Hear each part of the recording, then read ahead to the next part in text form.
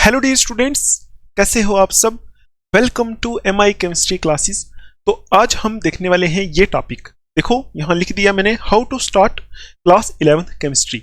तो आप सब ने अभी ही 10th के एग्जाम दिए होंगे, ठीक है। अभी आपका रिजल्ट नहीं आया, लेकिन आपने ये सोचा होगा कि आगे हम मेडिकल रखें या फिर नॉन मेडिकल रखें, ठीक है। तो अगर आपने ये सोचा है, क्योंकि बहुत सारे ऐसे स्टूडेंट्स हैं जो आर्ट्स भी रखेंगे, कोई कॉमर्स भी रखेगा, ठीक है। लेकिन अगर आपने मेडिकल और नॉन मेडिकल का सोच लिया है तो आपको पता ही होगा मेडिकल और नॉन मेडिकल में एक सब्जेक्ट आ जाता है हमारे पास जिसको हम बोलते हैं केमिस्ट्री। इसको दुनिया मिस्ट्री भी बोलती है क्योंकि ये आसानी से किसी को समझ में नहीं आता है, ठीक। लेकिन इसका मतलब ये नहीं कि आपको समझ में नहीं आएगा, आपको डरना नहीं है, ठीक है। तो आज हम यही देखने वाले हैं, ये जो केमिस्ट्री है इसको हम कैसे समझ सकते हैं, ठीक है। इसको कैसे स्टार्ट करना चाहिए, ठीक। तो पहले हम यहाँ ये जो पॉइंट है हमारा, मैंने यहाँ लिख दिया इंट्रोडक्शन। तो आपको बस देखना है, आपको सब कुछ आस्ता आस्ता पता चल जाएगा। तो आपने अगर मेडिकल लिया है, ठीक है, मेडिकल लिया है या फिर आपने नॉन मेडिकल लिया है, ठीक, तो आपको पता ही है, ठीक है। इसमें 3 सब्जेक्ट्स होते हैं, फिजिक्स, केमिस्ट्री, बायो, और साथ में इंग्लिश वगैरह यहाँ होता है। और यहाँ फिजिक्स, केमिस्ट्री और मैथ्स, ठीक है। ये सब्जेक्ट यहाँ आपको मिल जाते हैं। तो आपको ये पता है दोनों में ही केमिस्ट्री जो है वो होता है, ठीक। और अगर आपने मेडिकल और नॉन मेडिकल लिया है तो आपने ये सोच के ही लिया होगा कि आगे जाके हम या तो नीट वगैरह एग्जाम क्वालिफाई करें, ठीक है, या फिर कोई जेई वगैरह एग्जाम क्वालिफाई करें अगर आपने नॉन मेडिकल लिया है, ठीक। तो दोनों ही एग्जाम्स को क्रैक करने के लिए या फिर और भी जो मेडिकल फील्ड के रिलेटेड एग्जाम्स हैं उनको क्रैक करने के लिए आपको केमिस्ट्री आनी चाहिए। बहुत सारे लोगों को केमिस्ट्री आसानी से समझ में नहीं आती। तो इसका रीजन यही होता है कि आप क्या करते हो, जैसे ही 11th में आते हो आप टाइम पास करना स्टार्ट कर देते हो। स्टार्टिंग में 11th क्लास में कुछ ऐसे चैप्टर्स दिए होते हैं जो बेसिक होते हैं, ठीक है। वो जो बेसिक चैप्टर्स होते हैं वही आगे जितनी भी केमिस्ट्री होती है हर किसी चैप्टर के अंदर यूज होते हैं, ठीक। तो स्टूडेंट्स जैसे टाइम पास करना स्टार्ट कर देते हैं, आस्ता आस्ता करके समझ ही नहीं आता केमिस्ट्री को कैसे पढ़ें, क्या करें, ठीक है। फिर एक ऐसा टाइम आ जाता है कि आप ये बोलते हो कि हमें केमिस्ट्री आती ही नहीं। तो इसलिए मैं ये छोटी सी वीडियो बना रहा हूँ, इसमें मैं आपको पूरा बताऊंगा सिस्टम कि कैसे पढ़ना है, आपको कहाँ से पढ़ना है, ताकि जैसे ही आप 11th क्लास में इंटर हो जाओ वैसा ही आप ये चीज़ें अप्लाई करना स्टार्ट कर दो। तो एक टाइम ऐसा आए कि आपको पूरी की पूरी केमिस्ट्री समझ में आना स्टार्ट हो जाए। हम पहले ये देख लेते हैं कि कब स्टार्ट करें। ये मैंने यहाँ लिखा है कब स्टार्ट करें, ठीक है। तो कब स्टार्ट करना चाहिए आपको, जैसे ही आपने 10th के एग्जाम दिए, 1 महीना होने वाला है, ठीक है। तो 1 महीना हो गया है, अभी आपको स्टार्ट कर लेनी चाहिए, ठीक है। जल्द से जल्द मैं यहां लिखूंगा, जितना जल्दी हो सके आप स्टार्ट कर लो, ठीक है।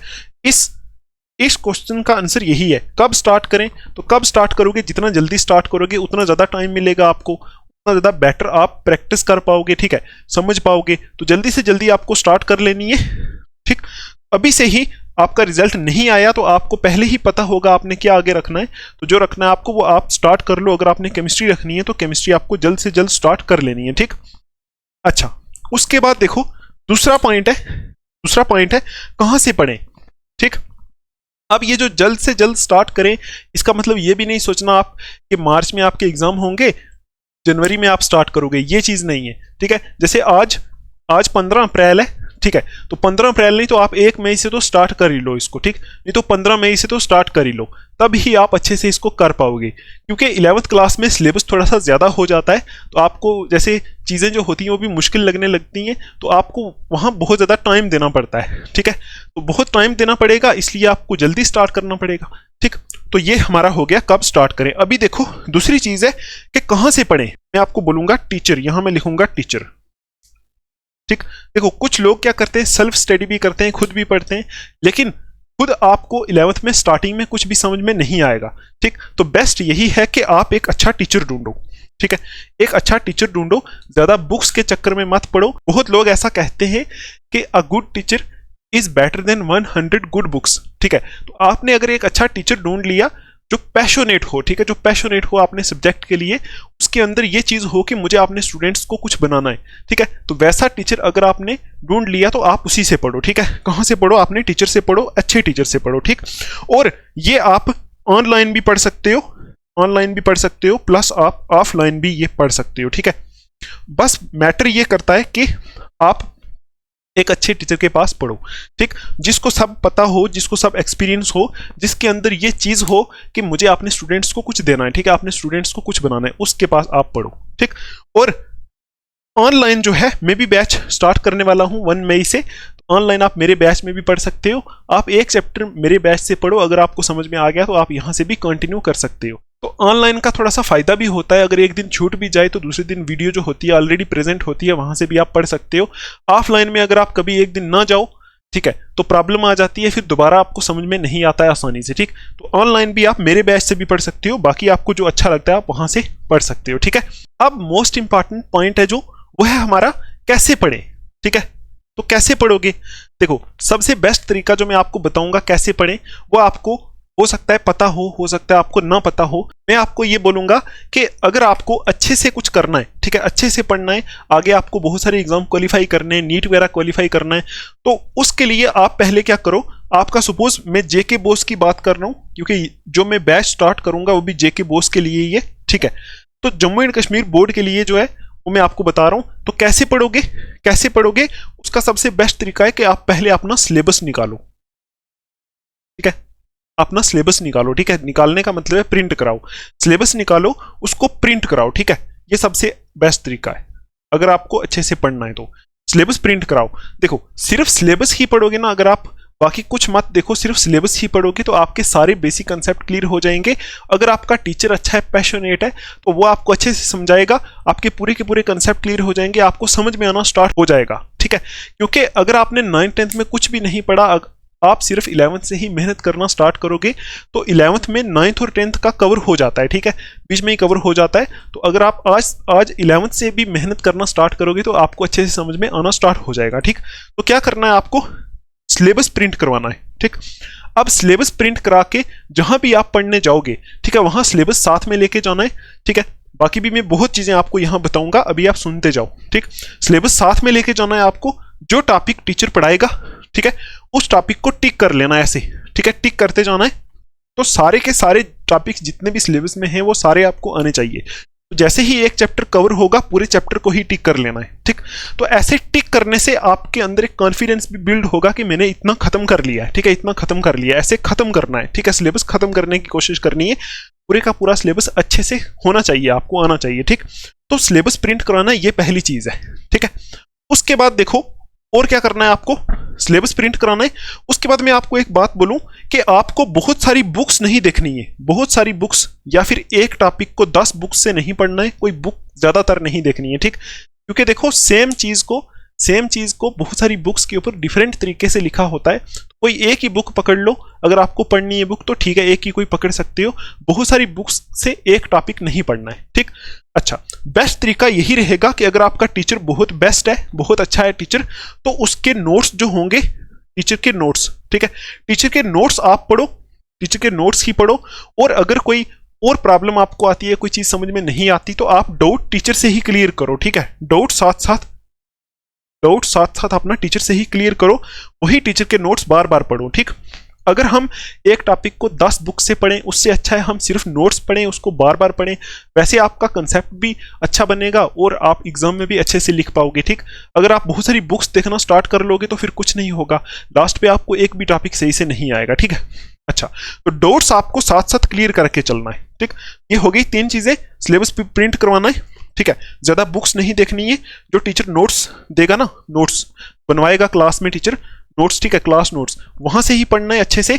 और अगर कोई डाउट आती है तो आप टीचर से पूछो, अगर फिर भी नहीं समझ आता किसी बुक से देखो, यूट्यूब पे देखो, कहीं भी देखो, डाउट साथ में क्लियर करके चलना है, ठीक है। अब मैं आपको एक चीज बताता हूं जो मोस्ट इंपॉर्टेंट है केमिस्ट्री में चाहिए, वो होती है चीज सीक्वेंस, ठीक है। सीक्वेंस केमिस्ट्री में बहुत ज्यादा इंपॉर्टेंट होता है, क्योंकि केमिस्ट्री का एक जो चैप्टर है, ठीक है, 1 चैप्टर जो होता है ना, वही पूरे का पूरा चैप्टर 2 चैप्टर में यूज होता है, फिर 2 वाला 3 में पूरे का पूरा यूज होता है। तो ऐसे अगर आप सीक्वेंस में पढ़ोगे तो आपको समझ में आएगी केमिस्ट्री। अगर आपने सीक्वेंस तोड़ दिया, या फिर आपने अचानक 3rd चैप्टर स्टार्ट कर लिया, या फिर अचानक 10th चैप्टर स्टार्ट कर लिया, तो फिर आपको कुछ समझ में नहीं आएगा, ठीक है। तो सीक्वेंस में पढ़ना बहुत जरूरी है केमिस्ट्री में, ठीक। और आपको मैं 1-2 चीजें बोलना चाहता हूँ। ऑफलाइन क्लासेस में आपने देखा होगा कि कुछ लोग होते हैं कि एक दिन आते हैं, फिर 4 दिन आते ही नहीं, फिर एक दिन फिर आ जाते हैं, फिर 5 दिन आते ही नहीं, ठीक है। तो फिर वो बोलते हैं कि टीचर की समझ आती ही नहीं। तो वैसे लोगों को जो सीक्वेंस तोड़ रहे हैं तो उनको कभी भी केमिस्ट्री समझ में नहीं आएगी लाइफ में। हर टाइम पूरी लाइफ वो केमिस्ट्री से रोते ही रहेंगे, ना उनसे कोई एग्जाम क्वालिफाई होगा ना कुछ, ठीक है। लेकिन रेयर केस हो सकता है जहां वो खुद मेहनत करके पढ़ लें। लेकिन अगर आपने ऑफलाइन क्लासेस लिए या फिर ऑनलाइन लिए तो आपको सीक्वेंस मेंटेन करना पड़ेगा, ठीक। सीक्वेंस मेंटेन करने के बगैर कुछ नहीं हो सकता, आपको केमिस्ट्री समझ में नहीं आ सकती, ठीक है। ये आपको चीज ध्यान में रखनी है। तो सीक्वेंस मेंटेन अगर आपने कर लिया, ठीक है, टीचर के नोट्स पढ़ लिए अच्छे से, अगर कोई प्रॉब्लम आती है उसको पूछ लिया, डाउट क्लियर कर लिया, फिर आपको क्या करना है, लास्ट पे क्वेश्चंस वगैरह प्रैक्टिस करने हैं, ठीक है। क्वेश्चंस प्रैक्टिस करने हैं, ठीक। तो न्यूमेरिकल टाइप क्वेश्चंस हो सकते हैं, एमसीक्यूज हो सकते हैं, प्रीवियस ईयर क्वेश्चंस हो सकते हैं, वो सारे आपको प्रैक्टिस करने हैं, ठीक। तो ये हिसाब आपको लगाना पड़ेगा, सीक्वेंस रखना पड़ेगा, तब जाके आपको केमिस्ट्री समझ में आएगी। क्योंकि 11th क्लास में केमिस्ट्री एक अलग सब्जेक्ट हो गया है आपका, तो वो आसानी से समझ में नहीं आता। लेकिन अगर आप ये चीज़ें फॉलो करोगे, आप ज़्यादा बुक्स नहीं देखोगे, ज़्यादा बुक्स खरीदने का भी कोई फायदा नहीं, आप नोट्स से पढ़ोगे, अच्छे टीचर के पास पढ़ोगे, तो आपको अच्छे से समझ में आएगा, ठीक है। अच्छा, अब देखो, अगर आपने बुक्स लेनी ही है तो आप 2 बुक्स ले सकते हो। एक तो आपको एनसीईआरटी लेनी चाहिए, ठीक है, एनसीईआरटी लेनी चाहिए आपको। अगर आप मेरे बैच से पढ़ोगे जो 1 मई से स्टार्ट होने वाला है, तो आपको एनसीईआरटी भी पढ़ने की जरूरत नहीं है, कोई भी बुक पढ़ने की जरूरत नहीं है। सारे का सारा मैं यहाँ लिखवाऊंगा आपको, पूरी की पूरी एनसीईआरटी जो है उसमें से निकाल के पूरी की पूरी शॉर्ट फॉर्म में कन्वर्ट करके इजी वे में आपको मैं समझाऊंगा, ठीक है, जो आपको मैंने पहले भी बताया है। और बाकी भी जो भी कंसेप्ट्स होंगे सारे मैं आपको समझाऊंगा। आपको एनसीईआरटी से सिर्फ क्वेश्चंस ही करने पड़ेंगे। तो एनसीईआरटी बुक आपको लेनी चाहिए। तो ये आप पढ़ भी सकते हो अगर आप पढ़ना चाहो। स्टार्टिंग में ये समझ में भी नहीं आती है, क्योंकि यहाँ इसमें लैंग्वेज थोड़ी सी मुश्किल होती है, आपको समझ में भी नहीं आती। तो टीचर बेस्ट होना चाहिए जो एनसीईआरटी को अच्छे से एक्सप्लेन करे। तो एक और बुक है जो आप ले सकते हो, वो प्रदीप, आपने सुना ही होगा, प्रदीप की बुक, ठीक है। प्रदीप की जो बुक्स होती हैं उनमें लैंग्वेज भी इजी होती है, चीज़ों को बहुत डिटेल में समझाया होता है। प्रदीप की बुक से आपको ज़्यादा कुछ पढ़ना नहीं है, ठीक। तो अगर आपको यहाँ से कोई टॉपिक ऐसा है जो समझ में नहीं आ रहा, एनसीईआरटी से भी नहीं आ रहा, यहाँ टीचर से भी कुछ क्लियर नहीं हो रहा, तो फिर आप उस टॉपिक को प्रदीप की बुक से देख सकते हो, ठीक। पूरी की पूरी प्रदीप की बुक पढ़ना थोड़ा सा मुश्किल हो सकता है, क्योंकि वो इतनी मोटी बुक होती है, तो आप पूरी बुक पूरे साल कवर नहीं कर पाओगे। तो अगर आप बुक खत्म नहीं कर पाओगे तो आपको कॉन्फिडेंस भी नहीं आएगा, ठीक। तो ये आप अगर चाहो तो ले सकते हो एनसीईआरटी और प्रदीप की बुक। बाकी भी बहुत सारी बुक्स टीचर बताते हैं, लेकिन उनकी लैंग्वेज टफ होती है। 11th क्लास में हो आप, तो 11th में सबसे इंपॉर्टेंट होता है टीचर। अगर आपकी टीचर ने आपको अच्छे से समझाया तो आपको सब कुछ ही समझ में आ जाएगा। ज़्यादा बुक्स आप लोगे तो आप ज़्यादा ही कंफ्यूज हो जाओगे। उसके बाद आपको एक चीज़ याद रखनी है, वो है रोज़ पढ़ने की आदत। अभी 10th आपकी खत्म हो गई है, ठीक है, 10th खत्म हो गई है, तो 10th छोटी क्लास होती है, 11th उससे बड़ी हो जाती है, सारे के सारे सब्जेक्ट अलग अलग हो जाते हैं, थोड़ा सा मुश्किल आपके लिए हो सकता है। तो आपको रोज पढ़ने की आदत डालनी है, ठीक। अगर आप कुछ भी नहीं पढ़ते थे 10th में, 4 दिन बाद 2 घंटे पढ़ लेते थे, तो स्टार्टिंग में आपको 11th में 3 आवर्स पर डे पढ़ने की आदत डाल लेनी है, ठीक। 3 आवर्स पर डे, आस्ता आस्ता करके इसको इम्प्रूव भी करना है, ठीक। जैसे ही स्कूल आप जाओगे, 4 बजे आओगे वापस, या 3 बजे आओगे या 2 बजे आओगे, उसके बाद रेस्ट करके 3-4 घंटे एक दिन पढ़ने की आदत आपको डालनी चाहिए अभी से। अगर आपने मेडिकल नॉन मेडिकल रखा है तब, ठीक है। तो अगर मेडिकल नॉन मेडिकल रखा है तो आपको पता है उसमें मुश्किल होता है, थोड़ा सा चीज़ें आसानी से समझ में नहीं आती हैं, तो इसलिए आपको 3-4 घंटे पर डे पढ़ना चाहिए। ये कुछ चीज़ें जो आप 11th क्लास में अगर अपनी लाइफ में अप्लाई करोगे, ठीक है। तो कैसे स्टार्ट करें, कब स्टार्ट करें, ये मैंने आपको सब कुछ बता दिया। जल्दी से जल्दी स्टार्ट कर लो, ठीक। 1 मई से मेरा भी बैच आने वाला है, तो उस बैच में मैं आपको एनसीईआरटी की एक एक लाइन एक्सप्लेन करूंगा, सब कुछ करूंगा। आपको बताया था मैंने, एक पहली वीडियो आई थी न्यू बैच अनाउंसमेंट वाली, ठीक है। आपको मैं कुछ और बातें बताता हूँ जो आप अप्लाई कर सकते हो अपनी लाइफ में, अगर आपको लाइफ में कुछ बड़ा बनना है, ठीक। क्योंकि अभी आप 10th वाला सिस्टम खत्म हो गया, 11th में आ गए हो, तो 11th में आने के बाद बहुत सारे लोग जो होते हैं ना, वो चेंज होना स्टार्ट हो जाते हैं। स्टूडेंट्स क्या करते हैं, कुछ स्टूडेंट क्या करते हैं, मतलब जैसे बॉयज़ होते हैं ना, वो सिगरेट वगैरह पीना स्टार्ट कर लेते हैं, ठीक है ना। सिगरेट वगैरह पीना स्टार्ट, चर्स पीना, नशे करना स्टार्ट कर लेते हैं। कुछ लोग क्या करते हैं, गुंडागर्दी स्टार्ट कर लेते हैं। कुछ ऐसे बॉयज़ होते हैं, ठीक है, वो गुंडागर्दी करते हैं, जो शरीफ बेचारा बंदा होता है उसको तंग करते हैं, ठीक है। तो ये जो चीज़ें ना, ये चीज़ें, इनको करने का फ़ायदा कुछ नहीं है। लाइफ में आपको कुछ भी नहीं मिलने वाला है, ठीक। और कुछ ऐसे बॉयज़ होते हैं जो बाइक पे बैठते हैं, वो गर्ल्स के पीछे दौड़ते हैं, बोलते हैं उनको, बाइक से बोलते हैं आई लव यू, ये वो, है ना। इन सब से आपको कुछ नहीं मिलने वाला।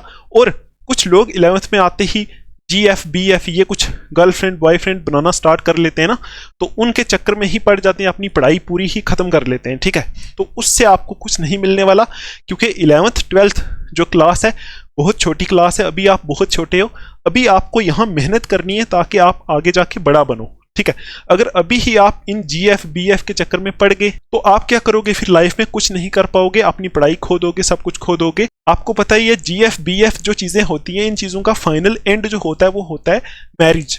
ठीक है, तो शादी हो गई अगर आपकी इतनी कम एज में, तो आप क्या करोगे, कुछ भी नहीं कर पाओगे, लास्ट पे आप बहुत बेकार लाइफ जियोगे। ठीक, इसलिए आपको इन चीज़ों से थोड़ा सा दूर रहना है। ठीक, सिगरेट वगैरह नशे वगैरह इन सब से आपकी डिसरिस्पेक्ट ही होती है, ये चीज़ें आप छुप छुप के करते हो। कुछ ऐसे स्टूडेंट्स हैं जो मैंने ऑफलाइन भी देखे, वो छुप छुप के बाहर जाके ये काम करते हैं। ठीक है, या तो कहीं बाइक पे घूमते, तो या फिर ये सिगरेट पीते हैं छुप छुप के। तो आपको ये चीज़ ध्यान में रखनी है, जो काम छुप के किया जाता है वो सही नहीं होता है। ठीक, तो आपको अच्छा बनना है लाइफ में, आज से ही अपनी लाइफ की अच्छी स्टार्ट करनी है, ताकि आप ऐसा बनो, कुछ बड़ा बनो। ठीक है, तो आप एक अच्छे इंसान बनो, कुछ बड़ा करो लाइफ में। तो ये फालतू की चीज़ें जो है, इनमें अपना टाइम वेस्ट नहीं करना है। मैं ये भी नहीं बोल रहा हूँ आपको कि गर्ल्स बॉयज़ बात भी नहीं करना, ऐसा नहीं है, बात करो आप, लेकिन इतना ज़्यादा सीरियसली नहीं होना कि आप अपनी यहाँ से ये काट दो, नसें काट दो, या फिर ये कर लो, या फिर आप बोलो मुझे इसी टाइम शादी कर लेनी है, ये कर लेना है। ठीक है, ऐसी चीज़ों से आपको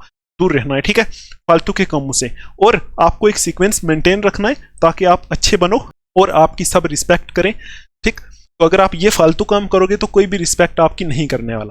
तो ठीक है, फिर ये वीडियो इतनी ही रहेगी। आई होप आपको सब कुछ समझ में आया होगा, आपको कुछ ना कुछ अच्छा लगा होगा। अगर आपको वीडियो अच्छी लगी तो आप इस वीडियो को एक लाइक पक्का करना और अपने फ्रेंड्स के साथ शेयर करना। ठीक है, तो फिर हम मिलेंगे 1 मई को अपने न्यू बैच में। ठीक है, तब तक के लिए आप अपना ध्यान रखो, अच्छे से पढ़ाई करो, take care, thanks for watching.